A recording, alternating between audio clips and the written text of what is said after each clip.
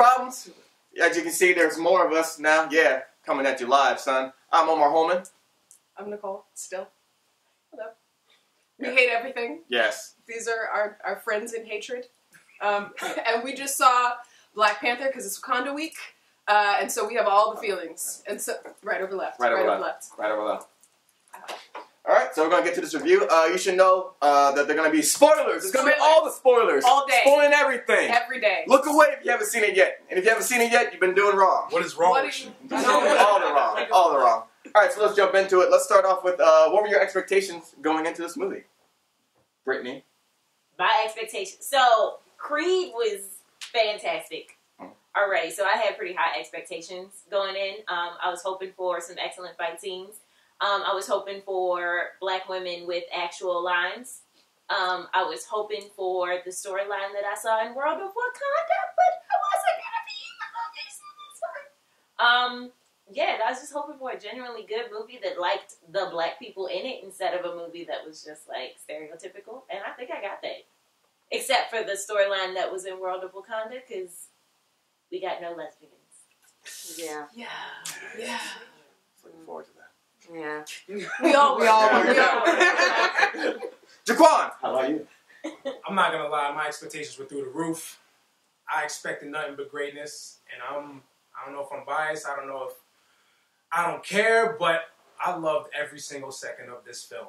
I thought the action was through the roof. I thought the dialogue, the writing was top notch. I thought Ryan Coogler took this concept, took this story, and just hammered it home, did it justice, and I'm happy. I'm happy. Yes, there's a few areas we can nitpick on, and I'm sure we will be nitpicking on them. But my expectations were met, and I'm as happy as can be. Oh. I ain't got to say your name. William Evans, tell us how you felt.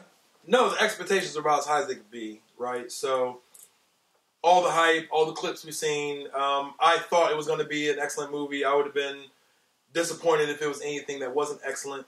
I say the thing that surprised me is that a lot of the clips and things, they went left of where your expectation would be like, oh, here's this fight scene, here's where they cut it off. And so it's like, oh, okay. But so many of those things actually had another component, were a little bit deeper than you initially thought. I know anytime, especially Marvel does this, where they show a lot of footage from a film in clips, you know, like multiple trailers and exclusive clips, things like that. And of course the complaint comes, oh man, they're showing too much of the movie. It doesn't matter. You can watch every clip that they've released pre-movie release, and you are still not going to get any of really the core concept of this film, and the narrative storyline especially. The story that it tells, and that, again, I agree with Brittany, like, Coogler sets those expectations very high for what he does with direction and natural storytelling, and he does it in this. Like, for all of us that have ingested so much Black Panther and, you know, just kind of comic book lore and things like this, he gave us a familiar and yet very unique story. So I was hit my expectations for sure. I think we could jump, as you mentioned on the comic books, we can jump to like our comic book crew, which there's a lot of us here. Was the correct adaptation from the comics? I'm going to duck down. Carrie and Jordan. Carrie, go. I said you were name first, good. You know, we got so many beautiful black women warriors in this film, and we didn't get what we got in World of Wakanda, and it was really disappointing. So rumor has it or whatnot that the scene was cut from the original take, and that's fine and all.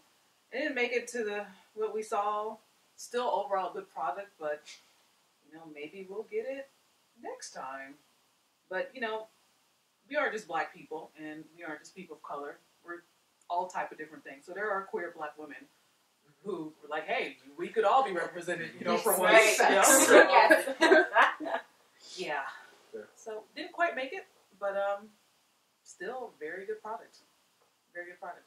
Everybody else had high expectations. I kept my expectations low secretly as a defense mechanism. How you feel? I'm going here with Scott. Like, we haven't been hurt before. I went in here expecting this to be like a C+ movie, and the realest I ever saw on Twitter was somebody who asked, like, if Black Panther is trash, are we gonna lie about it?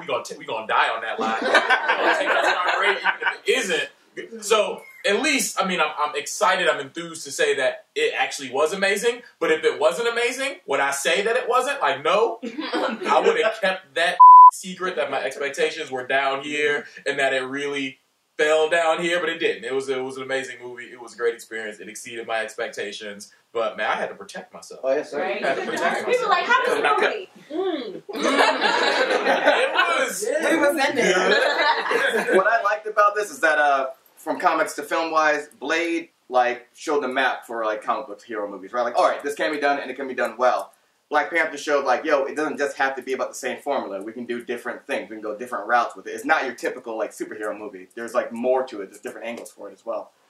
Speaking of those angles, usually we get the respectable Negro that appears, you know, in the back of events. They just pop up. There are opportunities for that in this film, but did they take those opportunities? Isaiah. I don't know why. I'm sorry. It was like, I don't know. It was like dealing no deal. I was like, No, and I think that we knew that from the time that Shuri started talking about bringing her new broken white boys and calling people colonizers. Like, that ain't, no. It was just, no. none of that, sir. I think it was a situation where it could have been that way, right? We're talking about a black monarch, right? Who can have these perspectives. And there was a tension there. One of my favorite scenes, the one I kept going back to, you know, of course, what we see in the clips and what ends up happening in the movie is completely different. So the introduction of Killmonger in the trailer, right, where we see him being walked into the throne room, you know, my assumption is, oh, he done some terrorist shit, then I'm brought him to justice, blah, blah, blah, blah, blah. No, like, he voluntarily came into the country, and all for him to have this opportunity to really just bring it to the front door. And in that moment, there's that tension with T'Challa, like, who is he actually king for? Who is he supposed to be respecting and aiding? And those things are challenged outright. And that was an opportunity where he could have went much deeper the other way, being more insular, but he was trying to still hold up the tradition of Wakanda, which I think we kind of learned throughout the film is not necessarily his principle as much as something he's trying to uphold. And he's challenged on that multiple times, and I'm sure we'll talk about where that comes up at. But there was a real opportunity, and opportunity is a weird word for him to really digress a lot more. And T'Challa could have been the face of like respectability, politics, and that. And you know, with Kugler at the helm with his writing and things like that, you knew that probably wouldn't be the case. But they did a really good job to subvert that. So I enjoyed that aspect of it a lot. Yeah. They told a thin line too with how they treated M'Baku and his whole They could have gone like, oh, we're civilized and these are savages, and like that's a very delicate line to toe. And the movie managed to just not get it wrong, and I thought that was beautiful. I felt like there was like no one-dimensional character in the film. Like when we see with M'Baku, like we get to see him at his home, like he jokes around a lot. Right. He's humorous, like laughing at his own jokes, like for like absurdly long, which I appreciate because that's the thing. And he also like it's kind of like inadvertently like he stole the scene, right? Yeah. There are a bunch of people that were able to do that. Shuri being one of the best people to do it. Yes. Speak on it, Lauren. Tell us about Shuri. Easily one of my favorite characters. I liked her comedic timing. Yes. First of all, I think it's very rare that we get a black woman in a comedic role that's also like very smart, right? And is very personable and like three-dimensional, right? It's normally like, oh, you're the gag character, right? But she has more to her, right? She has strength, she has her intelligence, and she has hella funny jokes. Yes. And infectious enthusiasm. Yes. Like, I think, like, they showed it in the one clip with the car chase, but, like, there were moments, like, when there was these small victories and things with her, like, you could see her, like, the physical manifestation of the... You know, like, and I think Jordan and I were talking about this earlier today, that scene where she gets to take the car when T'Challa's, like, you know, like, in the car, and she does that, she spins around in the car, and, like, that's so infectious, like, you just want to root for her and no matter what's going on. I gotta say my favorite Shuri part was her relationship with T'Challa. Yes. When she called him out on those sandals. Yeah. Like, that was the realest Real question black is, brother and sister, like, what are you doing? That was the realest. Really. I call them sneakers. I also really like how they dressed her. Like they dressed like a teenager. She was stylish. She was fashion forward. She had and then how she always had her hair done differently. I like how she changed her hair so much. Yeah. And she had the cutest box braids. I'm like, yes. Isaiah already kind of introduced us to it, so you might as well get to the favorite moments now. Let's Then do go to it. the quotables. Raquel, favorite moment. Tell us. You start off with the Ric Flair root because you know it's that good. My favorite moment / quote was in the trailer, but it really stands out when you're actually watching it in film. It's when Killmonger starts taking off his shirt. Yeah. And it's like, I've been waiting for this all my life. It's sort of like, yeah, we have. I don't even go here, but I'm still hyped for it. This is the first Marvel movie that hasn't stole a white dude named Chris, so Seriously. and it's just cool seeing something new and original, and with Michael B. Jordan as this completely opposite character to T'Challa, and it's a really interesting dynamic, and the way that they fight is just really cool, and it's a cool counterplay, and very different from what we saw in the earlier Ritual. And when you see it here played out, sort of okay, we've seen this before, and then suddenly it's oh shit, everything's going wrong right now. Yeah. And you know it's gonna be fine because there was the trailer for Infinity Wars at the end. What was your favorite moment, Nicole? Ayoke jumping off of the balcony in the bar, just in a dress, this wig, I have work to do. So the women were beautiful and elegant and strong and not sexualized. Yep. It was just it was amazing. All right. Great moment. Yo. And used it as a weapon. Yeah. Well, that and also when she got out of the side of the car and locked on top. The whole time she's riding on top of that car and just it up. And the car is jumping hills and she's just whatever, I'm on it. We good. Her wig moment and Nakia's shoe moment. And animate objects. Like your grandmother raised you and hit somebody with a shoe. Where are you at? You! Oh! I didn't even do nothing! And keep it moving. And drive. No shoes. Barefoot. Yep. When a woman drive barefoot. That's it. That's it. all It's over. real. Alright, we can get to the favorite piece of tech. Let's go to our technician for that. Anissa. What do you, Oh man.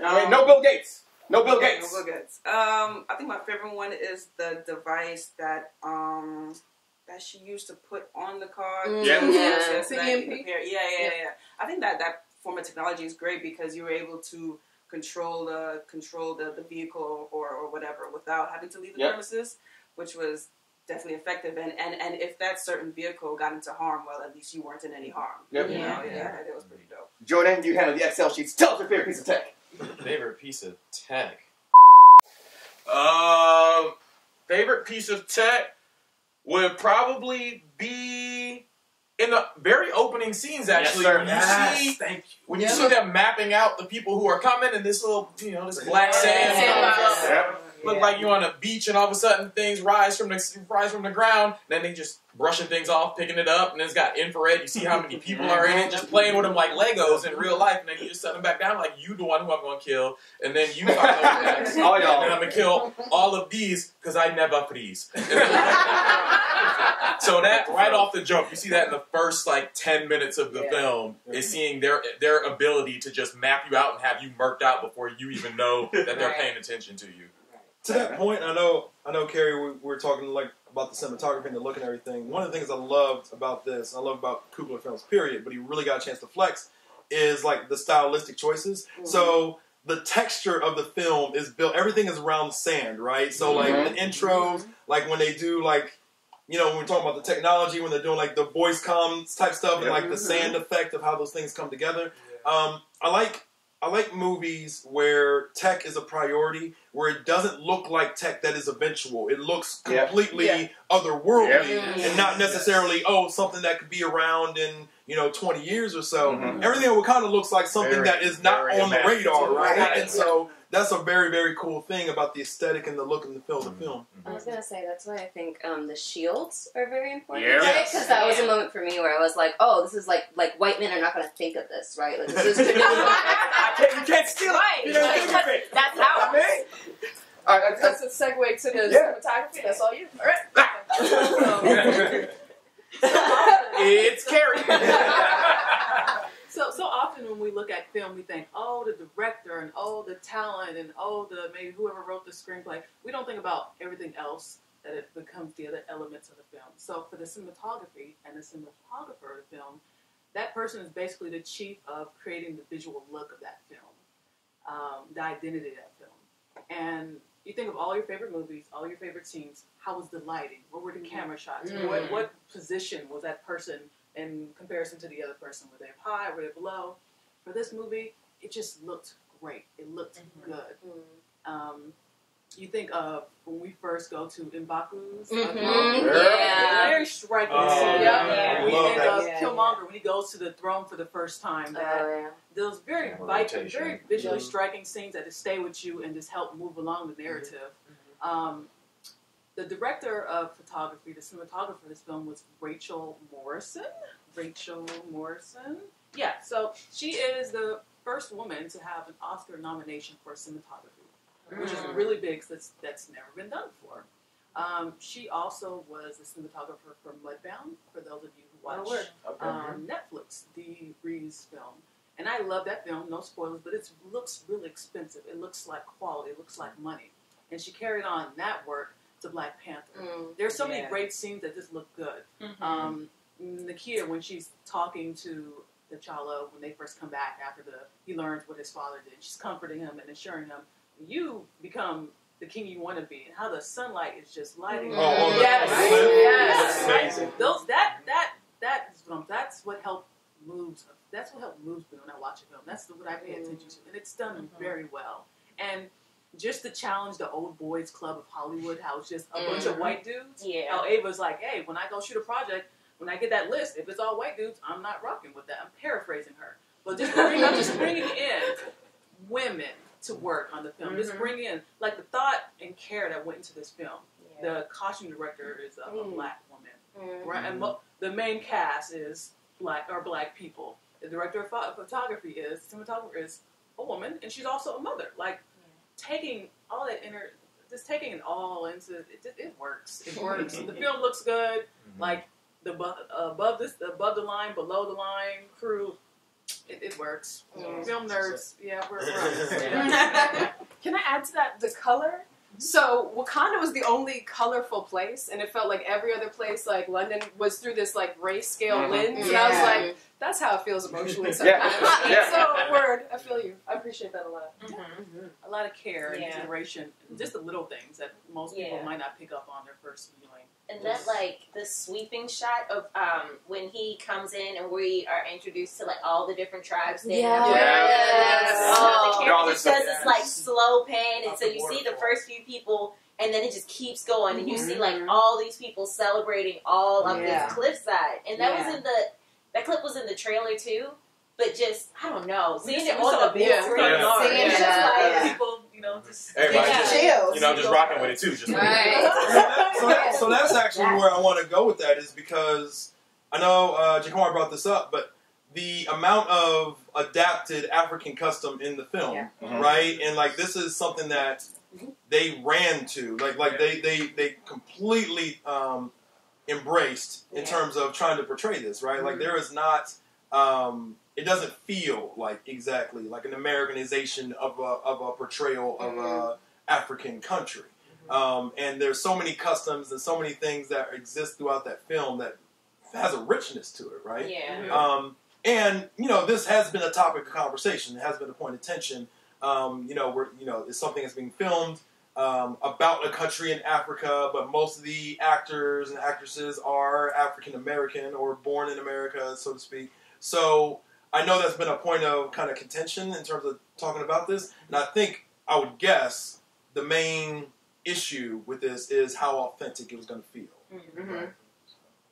I gotta say that it feels like the creators of this movie, from the man who did the score, to the person who did the wardrobe, to the people who were in charge of getting the songs, the dances, the colors. I read an article where they really focused on the Dora Milaje, and they went and got their inspiration from a tribe that had this traditional red coloring, and they used that for their inspiration for the movie. And it feels like every single person involved in this movie went to Africa, or at least did extensive research about African culture and dialect and all these different things to make sure they got it right.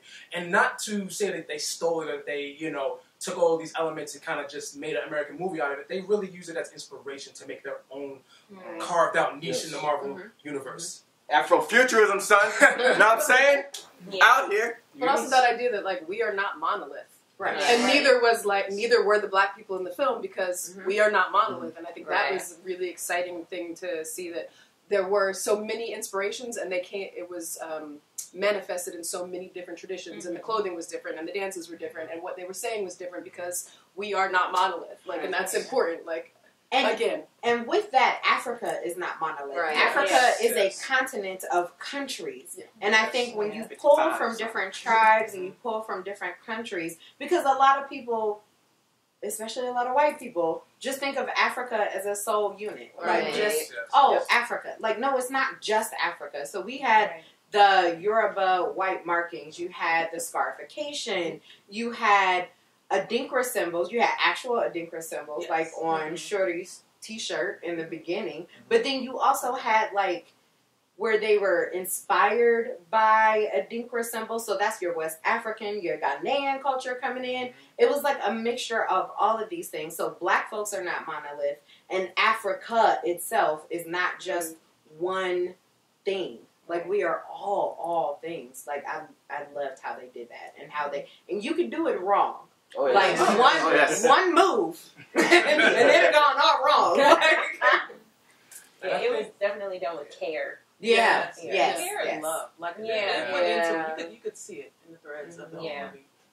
And talking about care and love, so I remember maybe about a month ago or so, they had Chadwick come out and he was talking about the accent. And the reasoning for the accent is that, you know, in this fictionalized Wakanda's never been conquered.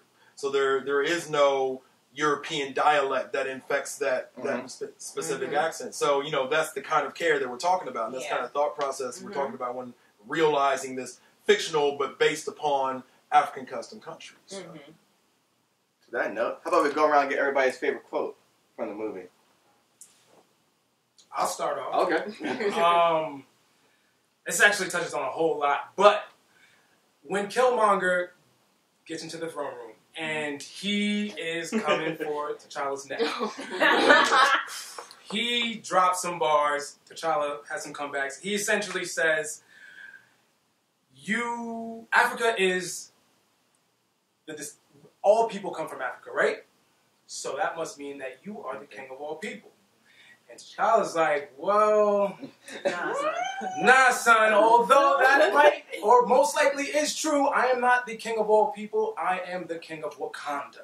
And he makes sure that is a point that is driven home. So, you know, that quote, that interaction really brings up that underlying tension between African Americans and Africans that isn't really talked about in movies or in really everyday life, but is a real thing.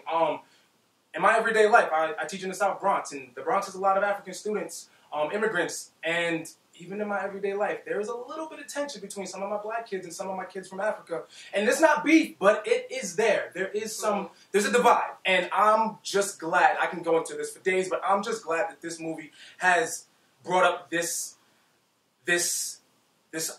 conversation, and because it needs to happen, and it's a big one. But we need to get to more quotes, and you know, we'll get to that at some point. Omar, my favorite quote is when Baku comes down and he tells them all about themselves. What are you doing here? Shut the up. We have been watching from the mountains, and we are disgusted. I was good right there. I can go right here. Anytime disgusted finds its way into conversation, I am happy. Been watching from the mountains with disgust. You know, tell us your favorite quote, Lauren. I'm a Slytherin, so I'm a savage. So I have to say, in the scene when he is about to rip into Claw, and is like, every breath you take is mercy from me. That's my favorite. I want that on a t-shirt. Jordan? I've got two. First one on the comedy tip is don't sneak up on me like that color glass. That was gonna be scary. Yes. On the serious tip, so there comes a part where Killmonger and T'Challa are fighting for the first time. You know it's too soon in the movie for them to be fighting. This is not going to turn out well, right? So you know this is like Korra versus Kavira round one. You know T'Challa's about to lose, right? So while he's beating him up, like he hits him in his chakra points, like Neji. He gets him like he's taking down the female Titan, so he gets him right there, loses an arm, gets him inside the thigh, loses his leg, gets him in the other top, and then he's just like, is this your king? Yeah. Is This is your king? You, four of y'all, this is your man? Need some things. Is this your man? Chakra point. Is this your king? Just taunting him. That line over and over again. Is this your king? Gotta be the most disrespectful of all the savage lines in the film. Because you're doing it while you killing my man. He's all bleeding from his mouth. Can't use his arms. Mama watching. Mama, that's all Mama watching. Sisters, like, this can't happen, right? He can't beat T'Challa. Nah, he beat T'Challa. He beat T'Challa. I gotta say, my favorite quote is a Koye side eye. Oh, yeah. That's my favorite. You need not say nothing. That's enough. Like, that's all you need. The scene, especially when Agent Ross is talking to and then the nigga told you, does she speak English? Yeah. When she wants to. When she wants to. And we know all the MS and all and that. even before that, once he touched T'Challa, and she just was like, "Oh my God, everybody!"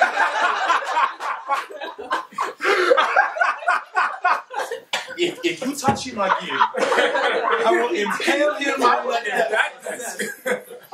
Oh man, my favorite quote has to be when they go to see M'Baku and everyone's trying to plead their case, and Agent Ross starts talking.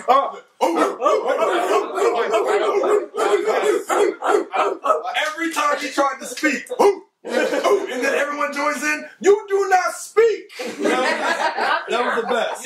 That was the best. So my favorite line from the movie is, of course, from Shuri. She had some of the best one-liners. Yes. But the first scene we're introduced to her, and she's like the Wakanda magical girl. She got the Kari show. She got the magical buns, the little undercut, the little crop top, the fresh kicks. I love her. My favorite line from her from the movie is from that first interaction where we meet her and her brother is giving her back the beans. And he's like, yeah, they work fine. She's like, no, I got to update. He's like, no, they work fine. She's like, just because it works doesn't mean it can't be improved upon. And she's talking about the tech. But it sets a tone for the rest of the movie. Yeah. It sets a tone for the rest of the movie. It's Wakanda. Because, his father's reign, there were a lot of mistakes. And, what type of king does her brother want to be? But also, it sets the tone for, when we look back on this film, everything that works, it can be improved upon. Right. Class systems, right. where we work. And, I mean, take it with you. Take it home. I gotta say one more quote, though. Do it. Killmonger, when T'Challa is like, we could save you. That was me. Quote. Yep.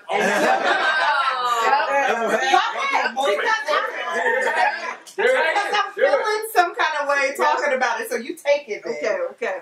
Well, T'Challa is showing Killmonger, everything that touches his And he's like, we can save you, we can help you out. And, and Killmonger's like, why? So that you can imprison me? And he was like, my ancestors, he was like, bury me with my ancestors. Throw me in the sea with my ancestors. Because they knew that death was better than bondage. And I was like, damn. That was the mic drop. I'm going to say, bars! Yeah. Miguel? I already did that. He started with the woo! Okay, so mine, my favorite line has already been said, so another favorite moment of mine that's very striking to me was when Klaus tried to give his SoundCloud link. Yeah! I was like, what is even happening right now? No, actually, I do. I don't want to hear you. Don't make me listen to you. Nobody want to listen to your SoundCloud. Nobody wants to listen to your SoundCloud. That and the scene where we're introduced to Killmonger in the museum. Oh yeah. Because who hasn't been in a museum looking at stuff that you met, or who hasn't been in a situation where you're looking at something and some other person who doesn't know as much as you do comes up and is like, "Oh, do you want me to show you around?" And you're like, "Actually, no, I'm good, but." Whatever. Let me tell you how you got this. Yes. When he said, "Oh, you think your ancestors asked nicely and they picked up all this artifacts?" Security. We got one of these over here. Is that it? Nicole, you want to close us out? My favorite moment is the Kaiser Soze moment, where Claw has Killmonger's girl in his, and he's like, "Let me go, like I'm gonna kill her," and he's like, "I'm gonna show you what men of action do," and just shot his girl in the head because that he had a mission, like, and it was a savage moment, but I loved it because what else could he do? Like he's at this moment where he's trained his entire life so that he can exact vengeance on these people, and like, you're not gonna stand in my way. And later we see that repeated, the parallel echo of that when Oyoke is Wakanda is like, "You would kill me," and she's like, "In a f***ing heartbeat." Like, you ain't the king. I'm here for the throne, and you are not sitting on it. Nice, so you ain't that nice. Not here, boy. But that sort of like echoing of like, this is what the villain did versus this is what the righteous person did. Oh, this is the exact same thing, and that moral ambiguity, like that's my Party. It's a party meal. When the rhino was running up on them and Okoye stepped in front of it and it stopped and just licked her face. Yeah. She already knew though. Like she knew exactly. Like, and then she gave the side eye to him, like, "Oh, what did you think he was going to do?" Exactly. Guess I'll just hop on down. Guys, we get into the test. What test did it pass? So none. The Bechdel test, we have, what are 3 rules? I'm not the only one who knows. Yes, the Bechdel test, you have to have 2 named female characters who have a conversation with each other about something other than a man. That one's fuzzy, right? That's fuzzy. Like they talk about Okoye and Nakia. Yeah, talk about the throne. But the man, who won the throne? The throne is a conversation either about the pretender to the throne or the king. The king is dead. The king is not dead. So, Which is a conversation that does evolve into saving the country, Wakanda, right? Because the end of that is, then do what's right for your country. And she's like, "I'm saving my country."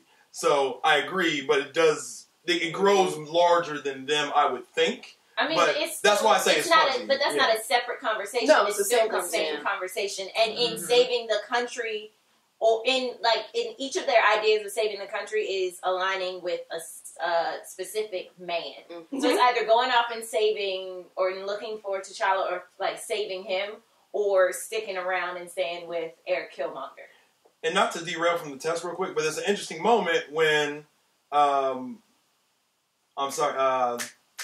Queen Mother is like, "Why don't you take it yourself?" When she says that to Nakia, right? If only there was someone right, of royal blood who is perhaps smart. And maybe, I don't know. Who should we ask? Let's go ask the stranger. That's what we should do. This dude whose entire tribe was like, "Fuck all y'all," millennia ago. That's our dude. Like, that's who we need to ask. Not the princess. Yeah. Who's the smartest person? But does it matter if it doesn't pass? I don't think so.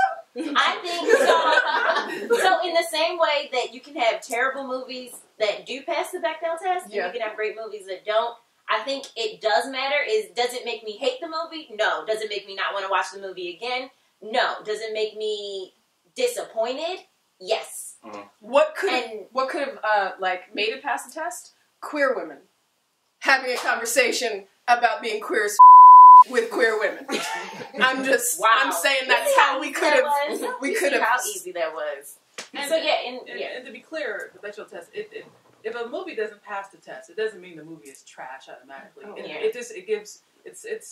I think the test is really meant to give you some type of clarity, like what do women talk? Do women have what are women today? Like what we talk about? We know what movie does pass the Bechdel test? Showgirls. Oh God, already. All right, You're gonna get him started on Cars 3. It's that time now. Post editing right now. All right, now come to the end of our conversation. So you done heard all the spoilers and whatnot. Now it's time for the fun part. We're gonna get some scores right quick. Who's gonna start us off? I'll go. Oh yeah. All right. I'm going straight up 10. Rhino flips and wrestle to the ground out of 10. T'Challa for the win, baby. Who's next? For lack of queer women, Yeah. I'm gonna do 9 out of 10 heart-shaped flowers. That purple cotton. You see what That purple cotton right there. That's a metaphor. Yes. I'm gonna do 10 out of I never freeze 10. Even though he did. They did. Who's next? Okay, so I love the different aspects like the cinematography, and I love the world building. But we had some issues with the women, although they were phenomenal. So 9.2 serious side eyes out of 10. Word. Like a school teacher. I'm not mad. I'm just disappointed. How about you, Lauren? What you got? Yeah, I'm gonna have to agree with Isetta on it's that lack of the queer woman that's got me. So I'm gonna go 9 out of 10. What are those? Yes. Nicole? I loved it. I can't wait for more of it, and I'm gonna give it 10 out of 10. Please give this movie all of the money so we can get more of the shit. Yes. Wakandan dollars. Okay, I am going to have to give it. I'm gonna go 9.2. I'm gonna go with 9.2. Ghost riding the whips. Yes. Yep. Jordan Calhoun. What do you have? I am going to give it 9.5 paces back and forth, waiting for this train to pass by. So I can get back out of the 10. If we do them pacing back and forth 9.5 times, we gonna talk it out. But once this train and these dampeners are gone, we gonna get that ass whooping that I promised. Out of 10. Will? Let's see. So I give it a 9.4. One thing that we haven't talked about, kind of talked around, this is a Marvel movie that's probably going to make over $200 million or whatever. It's got this huge Opening weekend. And it is still the blackest fucking film of this caliber, of this budget. That's going to be people coming out in droves. Yeah, we left last night. And the 11 o'clock showing was the purge of white people coming to see Black Panther last night. We can go in now? So, we can go in? Okay. Right. Okay. So I'm going to give it 9.4 Afro pick with the fist on the end with the metal tongs on the out of 10. I'm agreeing with you. 9.4 wig throws out of 10. Yes. This is probably my favorite comic book adaptation. There's certain things left out. Keeping that in mind, I want to give you the 10. I can't. So, but I will give you that 9.9. And it will be 9.9. Delete that footage. Delete that footage. 9.9 deleted footages out of 10. All right, so that has been our review. Once again, I'm Omar Holman. I'm Nicole. Introduce ourselves. Introduce yourselves, yo. From left to right. I'm Nicole. Brittany. Isetta Nicole. Anissa. Jaquan. Jordan. Carrie close behind. William. Lauren. We represent Black Male Problems. Check out our other site reviews and whatnot. We don't usually do an outro. This is a lot of talking right now. Wakandan salute. Yes. I didn't freeze. I didn't freeze.